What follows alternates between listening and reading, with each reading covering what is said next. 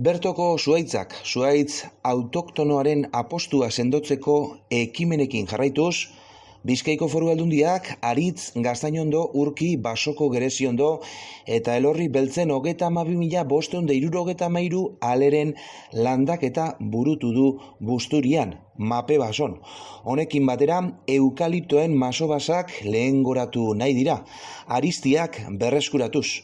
Eta horretarako, Aldundiaren ekimenez, 813,49 hektaria ostozabal autoktono sartuko dira eremu desberdinetan Bizkaian.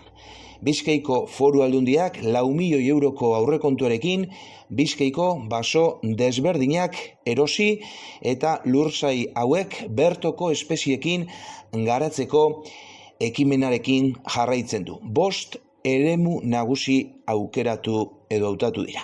Arratia Nerbioi inguruan 65,3 hektaria, Busturialdean 154 hektaria, Durangaldean 136,8 hektaria, Enkarterri mehatzaldean 269,5 hektaria eta Lea Artibain 80,61 hektaria.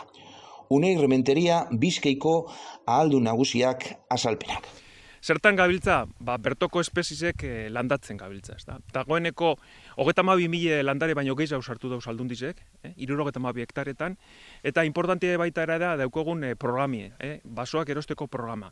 Programa horretan, daburduko 325 hektaria erosito daukoguz, eta gure asmoa da 700 hektare arte erostea. Hau da, 7 milioi metro karratu izango ziren horrek. Oso garrantzitsua, oso importantea da guretzako, horrek hori mantentzea, baso publikoan bertoko espeziak landatu, eta jarduera ekonomikoa beste kaldetik egotea. Baina eska horreta amaitzen, datorren hastien onartzeko gara baita ere eukaliptoari buruzko mugapena edo limitazioa. Horretarako moratorio hori martzan jarriko dugu, 2025 arte eukiko dugu martzan eta astiz emongo dozku bai Aldundizeri eta Batzar Nagusizeri foru araue martzan ipinteko eta behar da moduen ordenata eukiteko. Beraz, laburbilduz, alde batetik basoen erosketa, basoak erosketaz bat landaketa egitea bertoko espeziekin, eta beste aldetik eukaliptoaren limitazioa edo moratoria onartzea.